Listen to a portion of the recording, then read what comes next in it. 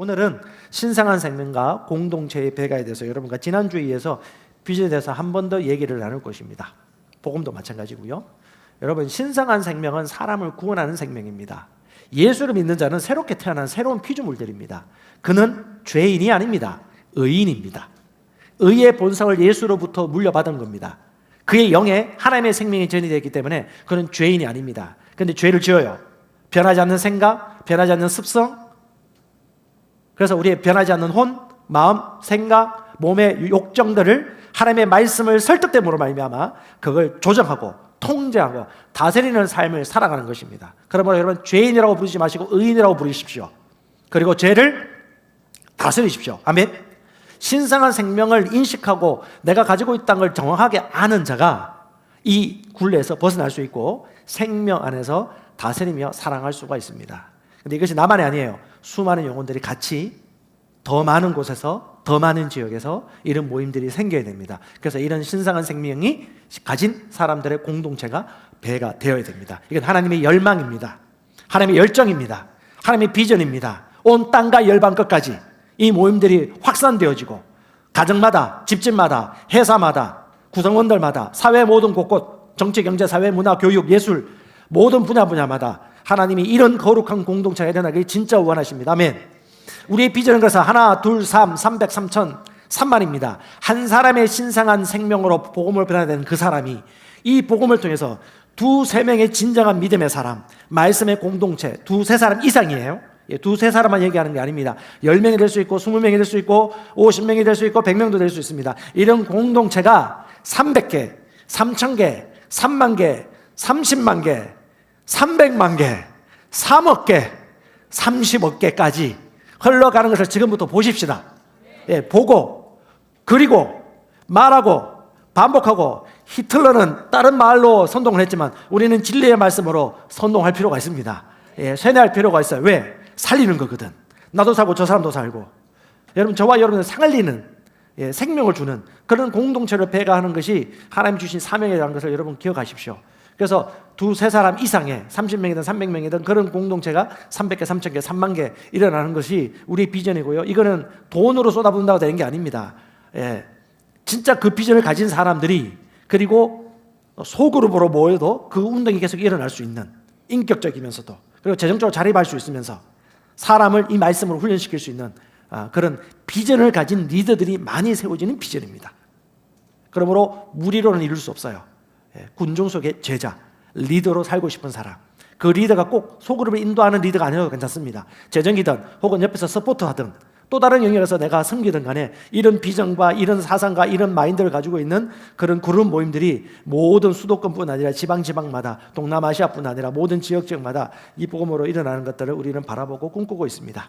같이 한번 우리 비전 읽어보십시다. 우리는 새로운 피조물의 계시로 셀과 시스템을 만들어 배가하는 교회를 세운다. 신성한 생명을 가진 자들을 통해서 공동체를 만들고 결국은 이 공동체가 배가 되어지는 것. 이것은 사도 바울이 원했던 꿈이기도 하고요. 예수께서 이 땅에 오셔서 12명의 제자를 세우셔서 12명의 제자를 통해서 수많은 교회를 배가시켰던 비전이기도 합니다. 알버트 아인슈타인은 얘기했습니다. 해답이 간단하면 하나님이 응답하시는 것이다. 저는 알버트 아인슈타인의 말에 적극적으로 동의합니다. 복잡하면 복잡할수록 빙빙 돌아갑니다. 명확하고 단순하면요, 그 길을 위해서 단순하게 걸어가면 됩니다. 문제는 뭐다? 중간에 포기하지 않는 겁니다. 문제는 뭐다? 진리와 비전에 자신의 인생을 사는 것입니다. 내어드리는 거예요. 그 땅을 위하여 자기의 모든 가산을 팔 정도로 이것이 정확한 하나님 주신 비전이다 붙들면 여러분 계속해서 갈 수 있는 것이고요. 한번 간접적으로 대충 해갔다 절대 할 수 없습니다. 엄청 장애물들이 클 겁니다. 수많은 사람들이 대충 적당히 살아라고 할 겁니다. 그런 사람 이룰 수가 없습니다. 자, 에베소서 2장 10절에 보면 주께서 우리를 위한 그에 가신 인생이 있다는 것을 얘기해주고 있습니다. 쉬운 말입니다. 이외에 쉬운 말입니다. 우리는 선한 일을 하도록 예수 안에서 지원받은 하나님의 작품입니다. 같이 고백합시다. 나는 작품입니다. 다른 사람이 뭐라고 하고 부모님이 뭐라고 하든 여러분을 이상하게 말하는 분들 말을 거절하십시오. 여러분은 하나님이 손수 지으신 작품입니다. 확대 번역은 이렇게 말하고 있습니다. 우리는 하나님께서 직접 손수 만드신 작품이다. 자, 우리는, 우리가 누구예요? 네, 여러분이에요. 정확하게 얘기하면 맨 마지막 보세요. 예수 안에서 재창조된 거듭난 자이다. 예, 모든 사람이 아니에요. 재창조된 거듭난 사람은 뭐다? 하나님이 직접 손수 만드신 뭐다? 그분의 작품이다. 그럼 거듭난 영을 생각하셔야 돼요. 새로운 피조물을 생각하셔야 됩니다. 완전한 새 사람, 그걸 아는 사람, 아는 자가 뇌를 다스리고요, 뇌로부터 온몸이 다시 유기적으로 움직일 수 있는 것입니다. 하나님께서 미리 준비해 놓으신 길이 있다고 말합니다. 하나님께서 미리 준비해 놓으신 길을 따라 그분께서 우리를 위해 예정하신, 사전에 계획하신 선한 일들을 하고, 그 안에서 그분께서 우리를 위해 미리 계획하시고 준비하신 좋은 삶을 행하도록, 그래서 예수 안에서 재창조된 거듭난 자입니다. 아멘. 저와 여러분들은 선한 일들을 위하여 이미 계획되고 준비된 인생을 살도록 이 지구 위에 서 있는 자들입니다. 이 선한 일들이 무엇일까? 여러분, 사람이 살아나는 영혼구원입니다. 이 선한 삶이 무엇입니까? 영혼구원을 이루는 자들의 공동체를 이루는 것입니다. 이 선한 삶이 무엇입니까? 그런 공동체가 나와 이 모임뿐 아니라 수많은 지역적마다 이런 살아있는 거점 공동체가 생김으로 말미암아 예수의 살아계심, 사랑과 선행이 흘러가도록 나타내는 것입니다. 사랑으로 섬기는 공동체가 많아지는 것이 바로 선한 일들입니다. 저와 여러분들은 절대 여기서 멈출 수가 없어요. 하나님이 이렇게 계획하셨어요. 그럼 그 계획대로 여러분, 하나님의 선한 뜻이 무엇인지 고민하고 그 걸음 위에서 한 걸음 두 걸음 여러분 끝까지 걸어갈 수 있기를 바랍니다. 그리고 저와 여러분들은요, 하나님의 말씀으로 이 세상 가운데 다스리라고 주신 인생이 있습니다. 창세기 1장 28절에 문하의 명령입니다. 하나님이 그들에게 복을 주시고 그들을 이르시되 다산하고 번성하고 땅을 채우고 땅을 정복해라. 뭐라고 말합니까? 다산해라, 채우라, fill, 땅을 채우라, 가득 채우라. 누구? 어떤 사람? 새 생명을 가진 사람. 가장 땅을 채우는 최고의 방법이 뭐죠? 공동체를 세워야죠. 한 개, 두 개? No. 수많은 공동체가 곳곳마다 영혼이 구원받고 죄의식과 죄책감이 사라지게 되어지고 믿는 자가 어떤 존재인지 알게 되어지고 내가 누구인지 알게 되어질 때, 여러분 90년대 2000년 초반까지만 해도 대한민국의 유신론자, 기독교인 정치인들이 많았습니다. 그때 이런 얘기 안 나왔어요.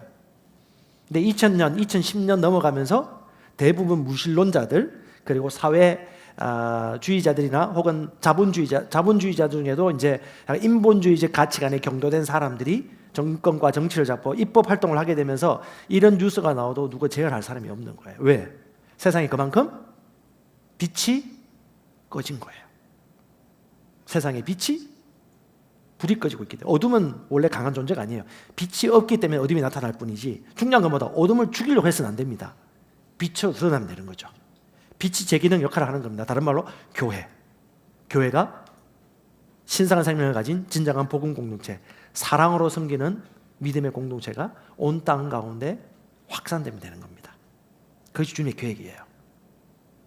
그런데 이렇게 말씀을 다스리려고 하니까 어떤 분들은 내가 다스릴 거야 라고 이게 강압적으로 생각하시는 분들이 있는데, 주님의 다스림은 그런 리더십을 말하는 것이 아닙니다. 그분의 리더십은요, 사랑으로 섬기고 교제하고 존중해주는 리더십입니다. 예수께서 이 땅에 오실 때 그분이 하셨던 말씀은요, 인자가 온 것은 섬김을 받으려 함이 아니라 도리어 섬기려 하고 자기 목숨을 마른 사람의 대속물로 주려 함이니라. 이런 사람들은요, 존중합니다.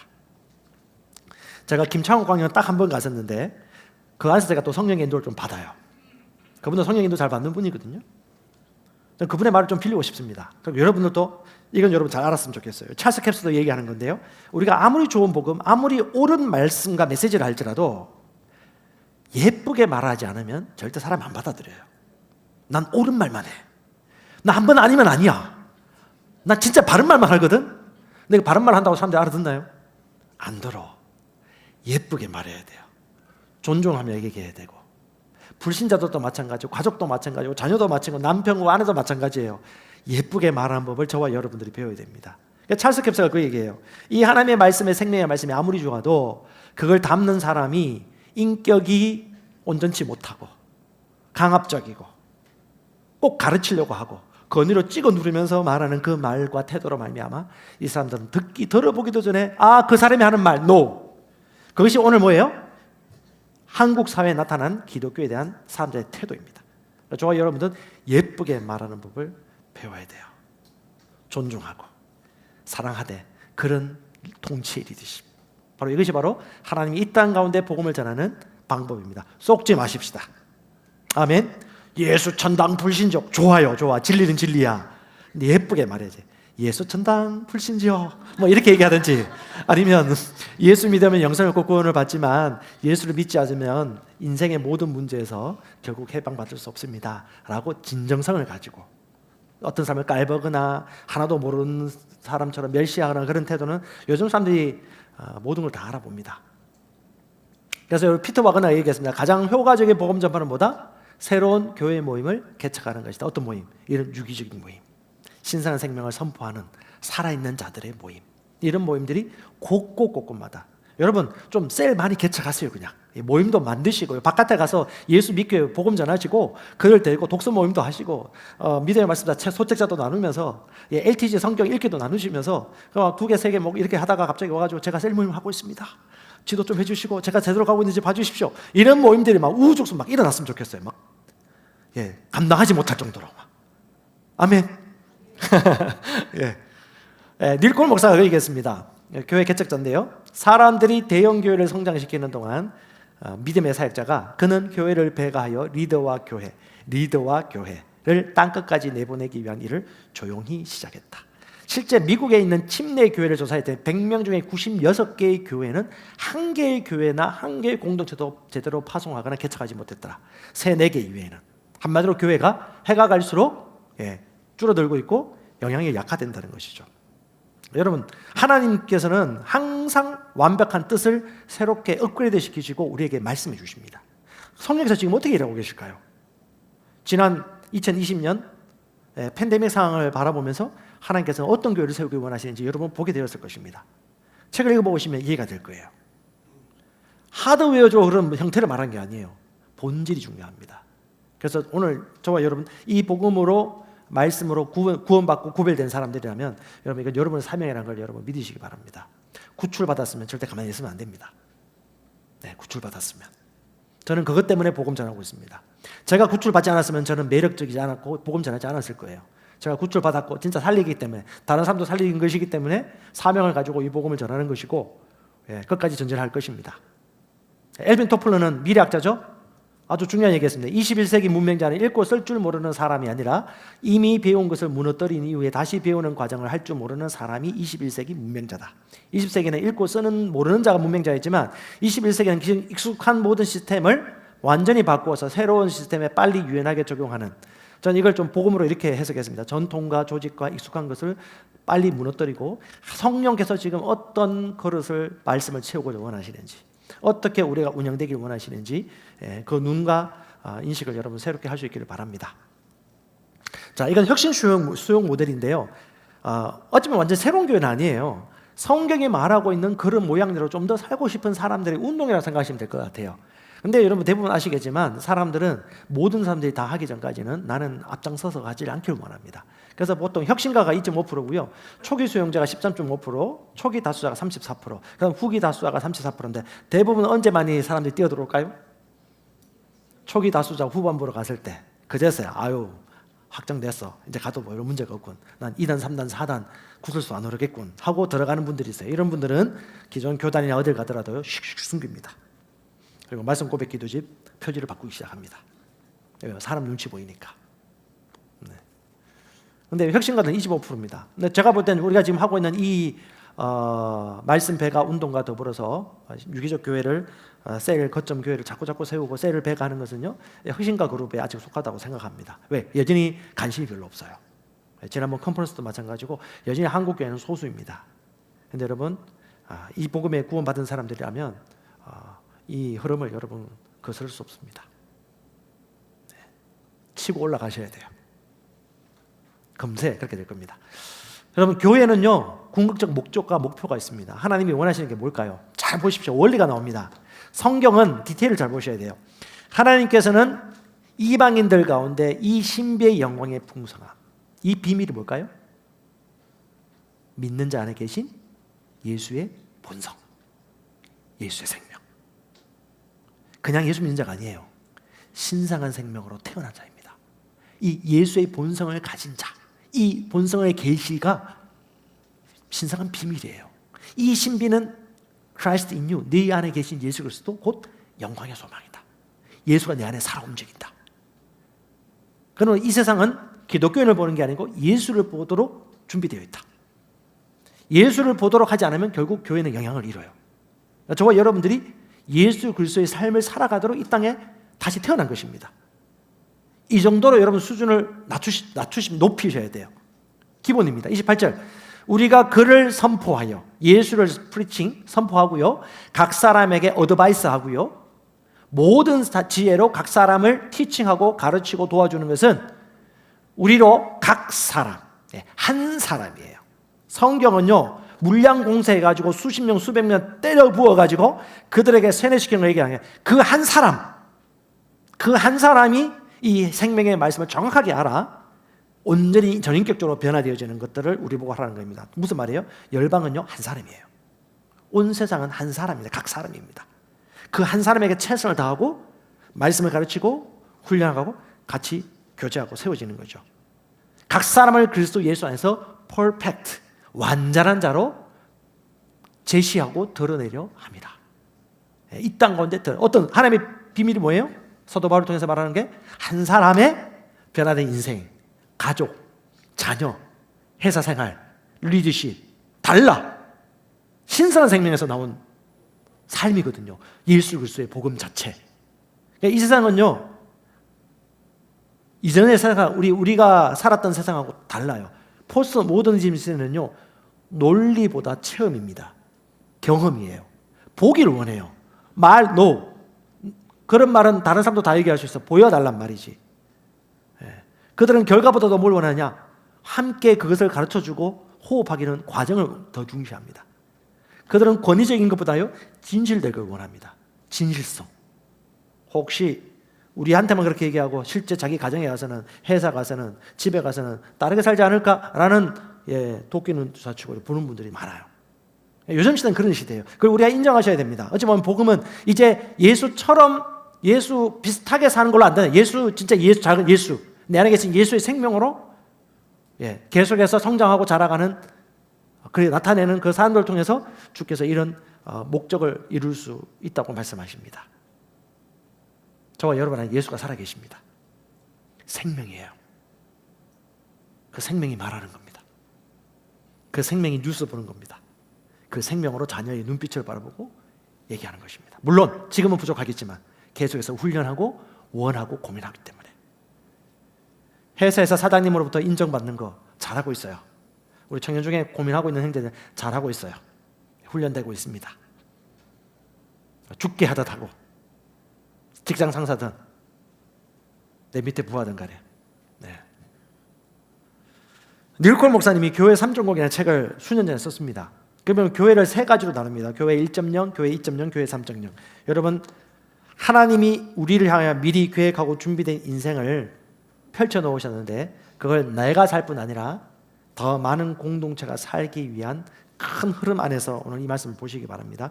교회 1.0은 초대교회, 오순절 성령 강림이 임했던 그 교회, 초대교회를 구분하고 있고, 2.0은 콘스탄틴 대제 313년에 그 밀라노 칙령을 맞나요? 밀라노 칙령을 통해 가지고 종교 공인이 되어지면서 기독교가 마음껏 신앙생활을 할 수 있는 그 시대부터 교회가 주류로 들어오게 되었습니다. 콘스탄틴 통해서 교회가 주류 세상으로 들어오면서 건축물을 크게 짓게 되어지고 성직자가 권력을 갖게 되어지고 돈이 모이지게 되어지면서 어떤 큰 조직체, 구조체로서 만들어진 그 교회를 2.0이라고 합니다. 물론 중간에 종교개혁을 통해서 이신칭의 사상이 다시 들어오게 되어지고 수많은 개혁과 갱신이 일어났지만 여전히 이 시스템은 여전히 변화되지 않았다. 그래서 교회 3.0의 시대로 들어가야 된다라고 닐콜 목사님이 얘기하고 있는데, 교회 3.0은 뭐냐면 이 시대 흐름에서 초대교회의 그 본질과 사명을 다시 한번 회복해 살아가는 교회, 완전히 바꾸는 교회가 아니에요. 좀 더 그 본질을 나타내고 그 사명을 효과적으로 이루는 교회, 그것이 바로 교회 3.0이다. 그래서 여러분 꼭 두세 사람 얘기하는 게 아닙니다. 10명이 될 수 있고 100명이 될 수 있고 200명도 될 수 있어요. 중요한 것보다 좀 더 하나님의 뜻을 명확하게 알고 좀 더 주님의 뜻을 순종하고 행하자 라는 그 운동으로 일어난 것이 바로 교회 3.0입니다. 여러분, 시대마다 하나님께서는 복음을 전하기 위해서 세상 문명이라든가 정치 권력이라든가 환경을 상당히 지혜롭게 활용하셨습니다. 로마 시대는 도로를 통해서 이 복음이 전파될 수 있는 터를 닦았고요.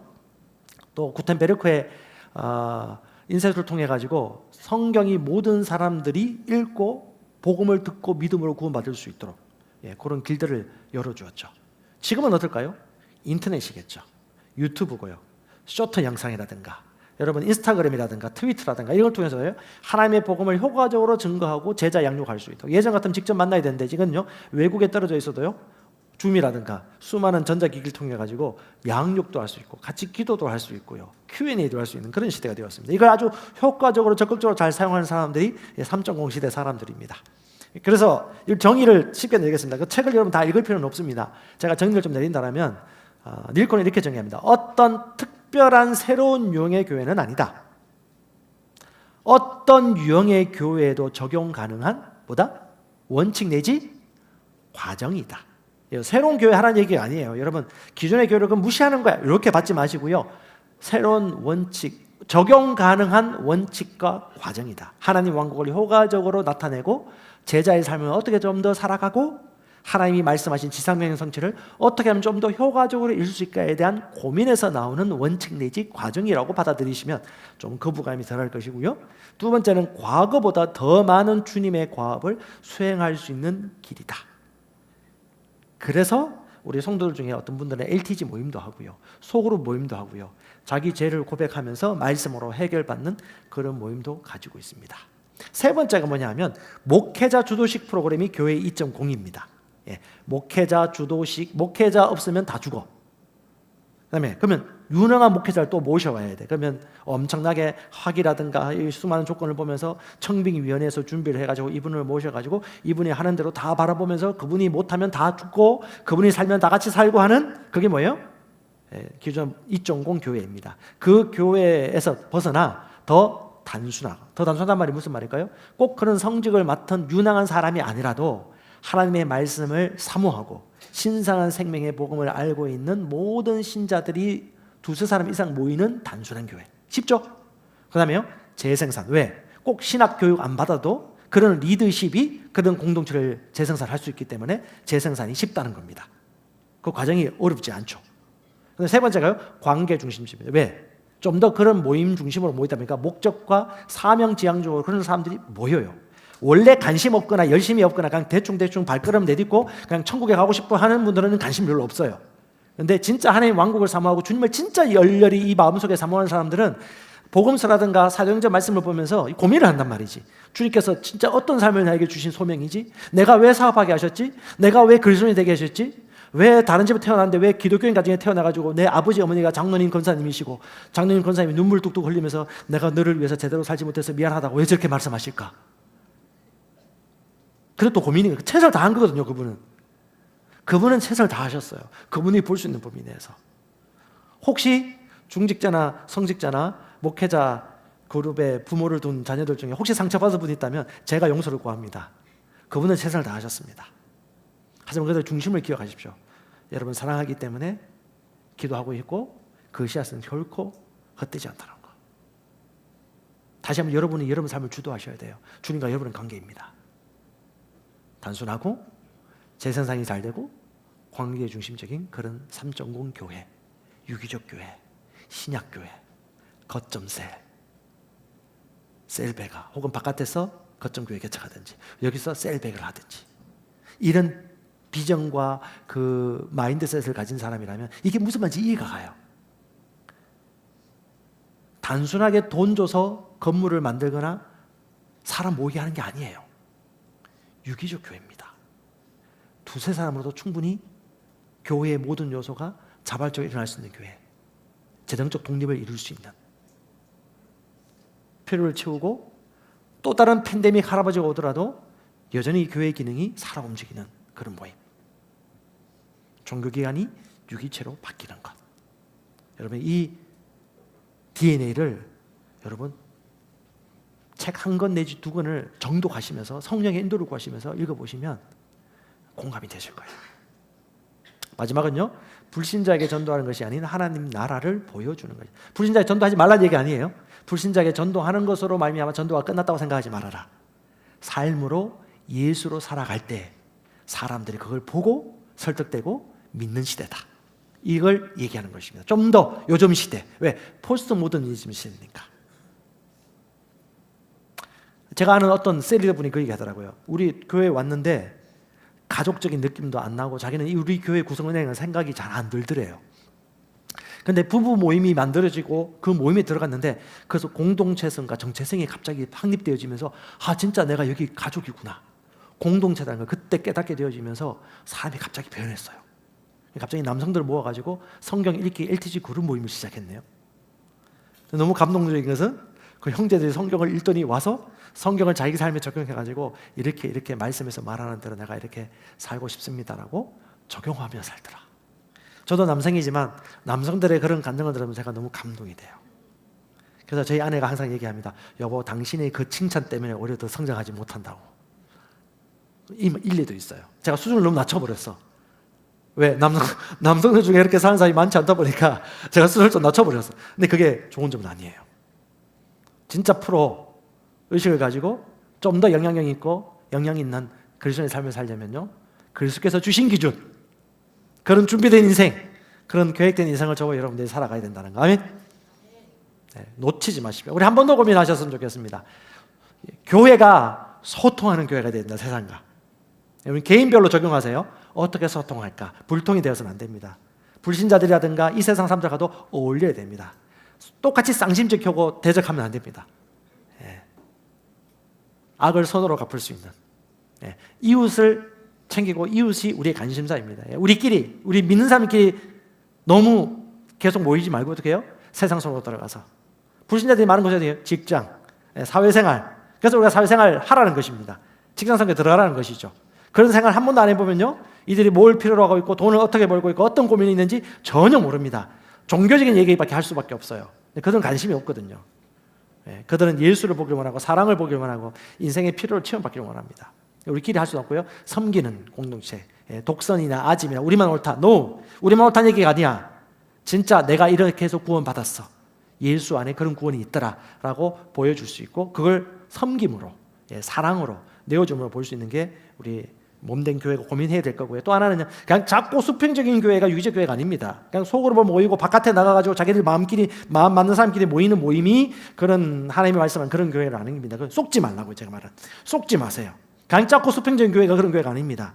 하나님의 신성한 생명과 본질과 질서를 가지고 있고 사명과 하나님의 뜻을 구하는 사람들이 모인 모임입니다. 달라요. 좋은 가문잇을 쏘가 넘어가지 마세요. 입만 그렇게 바르게 하고 실제 사상은 반대로 가는 분들도 생각보다 많습니다. 그럼 100개 중에 97개, 98개 교회가 다 무너집니다. 작은 교회를 시작할 때가.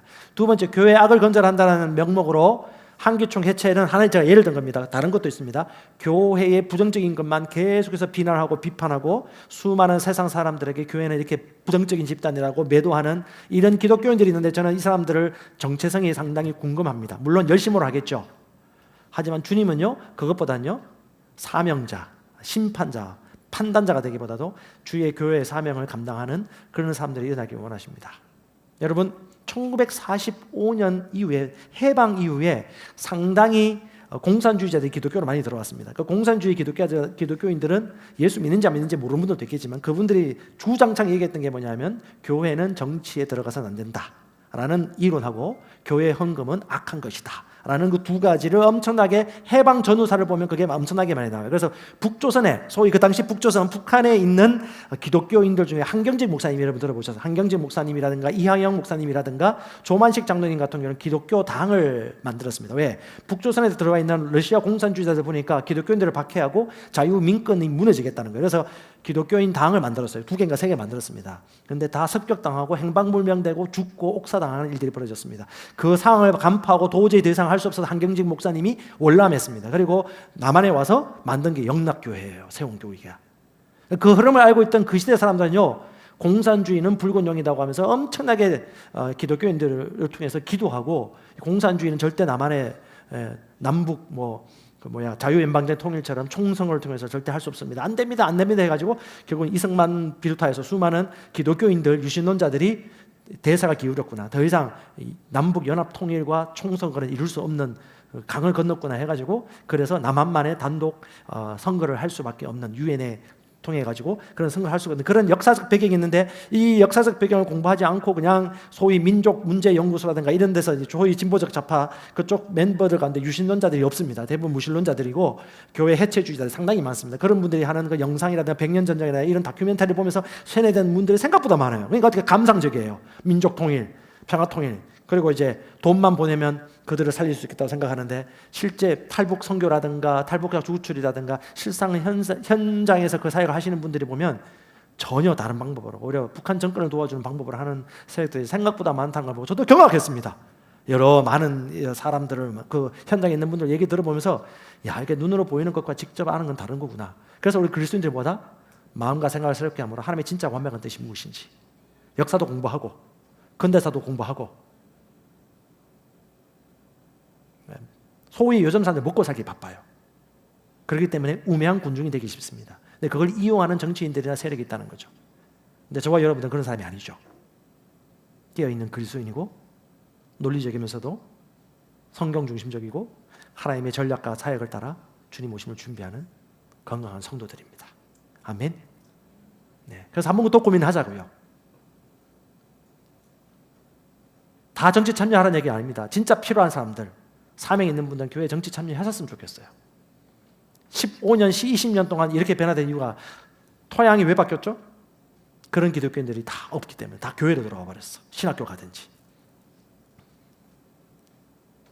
또 하나 인본주의입니다. 인간중심주의, 근대주의, 과학과 정치, 종교 혹은 포스트 모더니즘 사상을 추구하는 사람들, 인본주의, 신본주의는 완전 반대입니다. 여러분, 인본주의가 캐치프레이즈로 얘기하는 그 언어들을 여러분 구분하셔야 돼요. 인권, 평등, 좋아. 진짜 좋은지 아닌지 알아야죠. 인간의 이성과 과학으로 모든 것이 가능하다. No, 말씀과 성령으로 돌아가셔야 돼요.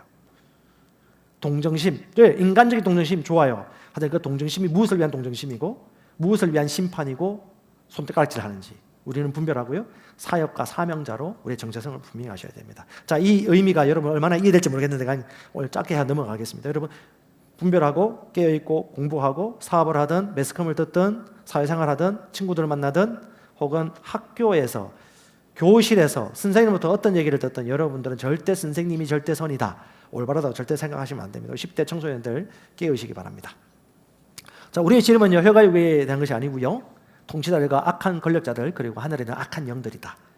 자, 우리의 씨름은요, 정치가 아닙니다. 좌파 우파가 아닙니다. 좌익 우익이 아닙니다. 하나님의 말씀과 말씀을 대적하는 자, 하나님의 말씀이 아닌 것을 합법화시킴으로 말미암아 주의 말씀이 캐리그마 선포되어지고 디다케 가르쳐지는 것을 법적으로 봉쇄시키고자 하는 그 세력들의 그 뿌리가 어딘지 저와 여러분들이 생각하셔야 됩니다. 그래서 여러분, 교회 본질과 형태는 달라요. 교회 본질은요, 새로운 포도주와 새로운 가족보다는 교회의 본질입니다. 새 포도주는요, 복음입니다. 복음. 그리스도의 본성과 그리스도의 생명. 예수 안으로 태어난 자는요, 새 사람입니다. 그는 하나님의 의를 가지고 태어난 자입니다. 그는 의인입니다. 본성이 의인이에요. 죄인은 지어도 본성은 의예요. 하늘에서 태어난 자입니다. 그래서 성령이 거하는 성전이 된 거예요.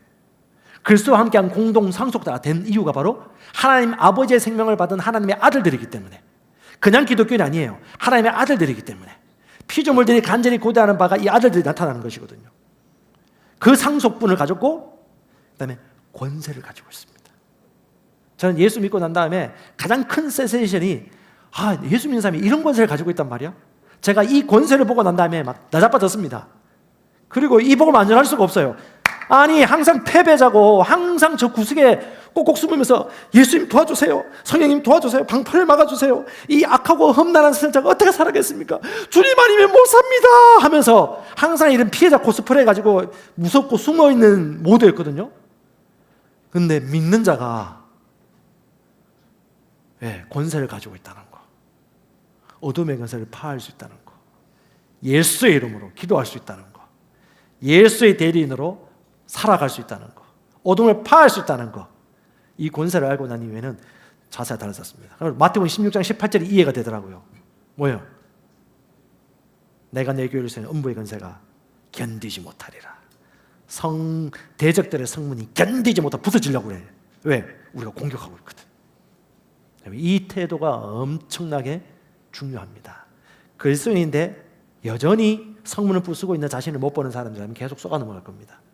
깨어있십시오. 교회는 이기는 교회입니다. 승리합니다. 아멘. 네. 교회 생활 10년 20년 했는데 여전히 이 권리를 모른다, 이 승리를 쟁취하지 못한다, 안타깝습니다. 그래서 저와 여러분들 가르쳐 주셔야 돼요. 나눠주고. 그다음에 두 번째는 새가족 부대가 본질입니다. 새가족 부대는 뭐냐면 두세 사람 이상들, 꼭 두 사람 세 사람 얘기하는 게 아니에요. 그 이상의, 혼자가 아니고 두세 사람 이상의 사람들이 공동체를 이루어서 하나님의 생명을 나누고 세워주는 공동체, 이게 가족 부대입니다. 지금까지 콘스탄틴 대제 이후부터는 대형 가족 부대밖에 없었어요. No! 그게 아니에요. 소그룹, 대형 다 가능해요. 어떤 것만 고집하지 마세요. 하지만 진짜 중요한 것보다 본질, 포도주가 있어야 돼요. 그러면 본성과 생명이 유조로 되어진다면 문제가 되지 않습니다. 관계적이고요, 단순하고요, 세상에 일어나는 본질이고요. 그 다음에 형태입니다. 형태는요, 여러 가지 대상들, 우리가 섬길 수 있는 수많은 대상들, 이건 형태는 얼마든지 바뀔 수 있어요. 본질은 변하면 안 됩니다. 핵심이고 기준이 원리예요. 형태는 얼마든지 여러분 사람마다 다 달라요. MZ세대일 수도 있고 실버세대일 수도 있고 사업가일 수도 있고 가난한 성도, 가정, 정치, 경제, 매스컴, 예술, 교육, 학부모, 학생, 노동자, 취미, 동호회 등 수많은 사람들의 대상들이 여러분마다 다 달라요. 내가 섬길 수 있는 대상, 내가 만날 수 있는 사람, 나는 이 비전이다 하면 그 비전대로 전문직으로 가시면 됩니다. 왜? 다른 사람이 갈 수 없으니까. 제가 비즈니스 사업가 하시는 분들 만나지 못해요. 근데 그걸 하는 사람들, 성도를 통해서 그 일을 할 수 있도록 도와줄 수 있겠죠. 예술도 마찬가지고 음악 하시는 분들, 교육계에 있는 분들, 학부모들, 노동자들, 수많은 분야마다 이 그리스도인 기독교적인 가치관과 신성한 생명의 복음이 필요합니다. 실버세대도 마찬가지고요. 내용도요, 노숙자라든가 상담, 격려, 중독치료, 위기, 교육, 병원, 상수원, 도로, 위생보건, 뭐 이런 지역사회개발 선교 방법은 상당히 많이 지금 하고 있는 데가 많아요. 여러분들이 그걸 잘 인도받아서 내가 할 수 있는 것들 인도받으시면 돼요. 누가 한다고 다 하면 안 돼요. 나빠집니다. 내가 할 수 있는 부분들, 돈이 들어갈 부분도 있겠지만 여러분 한 사람, 여러분 셀, 여러분 팀이 할 수 있는 것들에서 고민하면서 성령의 인도를 받으십시오. 타가서도 갈 수도 있고요. 불우육 가정도 만날 수 있고, 아니면 지역 상인들에게 만날 수도 있고, 우리가 할 수 있는 게 많거든요. 나눌 수 있는 것도 많고, 음식 줄 수도 있고, 혹은 가서 기도하고 상담도 해줄 수 있고, 아주 많습니다. 세비어 처치 교회 이야기가 고든 코스비라는 목사를 통해서 이 지역 사회 가운데 하나님이 왕권과 통치 리더십이 어떻게 세상 가운데 흩어지냐, 섬기며 살아가는 리더십. 그래서 세비어 처치 이야기 들어보면, 책을 읽어보면 그런 직접적 사례도 좀 많이 나와 있기 때문에 여러분 참고하시면 되겠고요. 결국은 교회는 뭐다? 세상과 분리되어서 따로 사는 공동체가 아니고 세상 안에 있는 소금이라는 거. 소금이 맛을 잃으면 아무 쓸데없어 버려줄 수밖에 없다고 주님께서 말씀하셨고요. 그 다음에 마태복음 5장 14절 같이 읽어볼까요? 시작. 너희는 세상의 빛이다. 산 위에 있는 동네가 숨겨지지 못할 것이요, 사람이 등불을 켜서 발 아래 두지 아니하고 등경 위에 두나니 이러므로 집은 모든 사람에게 비치느니라. 16절. 이같이 너희 빛이 사람 앞에 비치게 하여 그로 너희 착한 행실을 보고 하늘에 계신 너희 아버지께 영광을 돌리게 하라. 아멘. 세상 사람들은 뭘 보죠? 착한 행실 봅니다. 저 사람이 기독교인데 착해, 안 착해? 그래서 판감나는 거예요. 착한 사람 됩시다. 착하게 살아가십시다. 분리수거 제대로 하시고요. 작은 거, 엘리베이터에서 만나면 인사도 하시고 웃어주시고, 그리고 필요가 있으면 섬겨주시고 후원도 하시고, 성령의 인도를 받으세요. 하나님이 재정을 흘려보낼 때가 있을 겁니다. 그럼 그 인도를 잘 받으십시오. 각 사람마다, 제가 다 몰라요. 각 사람마다 인도 받으시면 되겠습니다. 매달 혹은 1년.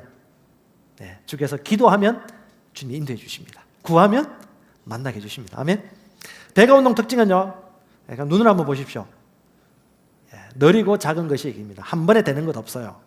한 번에 되는 게 없습니다. 다 해봤어요. 한 번에 느리고 작은 것 한 사람 철학입니다. 한 사람. 한 명의 제자를 만들면 성공한 겁니다. 두 사람 제자하면 성공한 겁니다. 큰 욕심 부리지 마세요.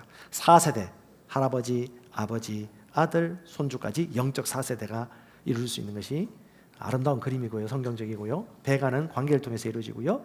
시작 단계가 가장 취약합니다. 쉽지 않아요, 처음에. 하지만 끈기 있는 사람이 끝까지 가겠죠. 한 사람에서 한 사람으로 전달되고요. 단순하고 동시에 의미 있고요. 배가는 쉽고 경제적이고 비용이 많이 들지 않는 쉬운 것이다.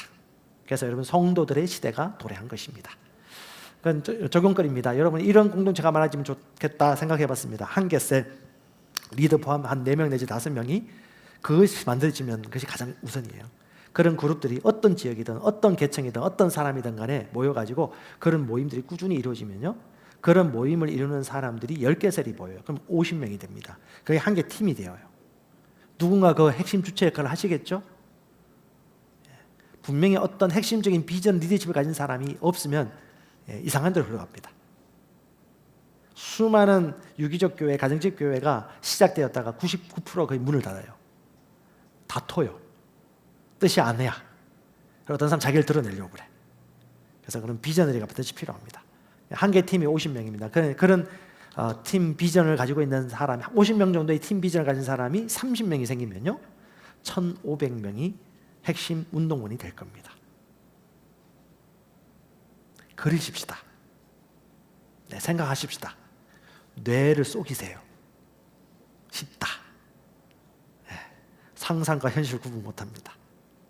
네, 마태복음 14장, 마가복음 6장 말씀 생각하시면서 여러분 그때를 상상하시고 그리십시오. 내가 할 수 있는 것을 찾으십시오. 예, 남한과 북한이 기다리고 있고요. 예, 동남아시아뿐 아니라 수원 경기 지역도 지방에도요, 진짜 제대로 이 말씀으로 세워진 공동체를 찾고 있는데 소개할 데가 없습니다. 제대로 이 복음을 전할 수 있는 사람, 이 복음의 양육 과정을 밟고 있는 사람. 그래서 저희 교회는 여러 가지 양육 시스템이 있는데, 이건 혹시 우리 교회에 오신 분들 중에 모르시는 분들이 계시다고 소문이 들려가지고 제가 다시 좀 준비를 했는데 좀 잘 보십시오, 여러분.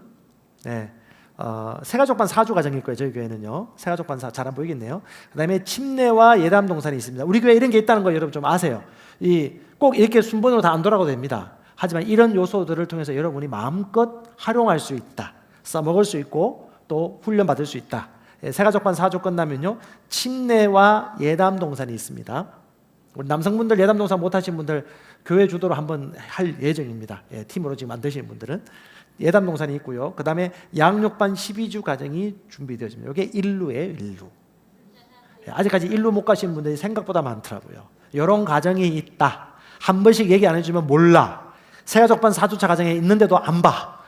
들었는데 모르더라고요. 그래서 침례 예담 동산 양육반 12주 있고, 그 다음에 치유스쿨도 저희가 이제 시작하고 있습니다. 지난번에 한번 했고요. 부모 코칭, 부부 코칭도 팀이나 셀로 원하면 일정 수 이상 모이면 저희가 공급을 해줄 수가 있고요. 가정을 세우고 치유에 대한 말씀을 가르치고요. 그 다음에 셀 인턴 리더 훈련이 5주 과정이 있고요. 그 다음에 셀 리더 훈련 18주는 제가 지금 준비 중에 있습니다. 이건 리더들 대상으로 새롭게 리더 되신 분들은 8주 과정을 통해서 셀 리더가 반드시 갖춰야 될 요소들은 제가 훈련시키고요. 그 다음에 우리는 정기적으로 셀 리더 수양회가 있습니다. 셀 리더 분들이 모이는 수양회가 있고요. 그 다음에 셀 리더가 돼서 셀 배가 하는 것이 우리가 보는 또 비전입니다. 셀 배가 하면서 셀 리더 코칭이다, 교회 개척 운동에 같이 연계되어져서 수많은 교회 개척자들과 리더십들이 배가 될 수 있도록 이런 그림들을 가지고 저희는 사역을 하고 있습니다. 이런 게 있다는 걸 소개시키기 위해서 한번 준비를 했고요. 그 다음에 또 하나는 여러분 꼭 한번 하셨으면 좋겠어요. 10시 2분, 아침 오전 10시 2분이든 밤 10시 2분이든 누가복음 10장 2절에 주께서 이렇게 말씀하셨습니다. 추수할 것은 많은데 추수할 일꾼이 적다. 그러므로 주인에게 청하여 추수할 일꾼을 보내주소서 하라라고 예수께서 말씀하셨듯이 이 말씀대로 10장 2절이니까 우리 10시 2분으로 적용하자 해서 닐콜 목사님 교회 배가 정식협회에서 적용하고 있는 겁니다. 어떻게 해요? 10시 2분, 아침 10시 2분이든 밤 10시 2분이든 여러분 때가 되면 1분 동안, 왜요? 주님 일꾼을 보내주십시오. 사람을 보내주십시오. 같이 함께할 동료들을 보내주십시오라고 여러분 같이 기도하셨으면 좋겠고요.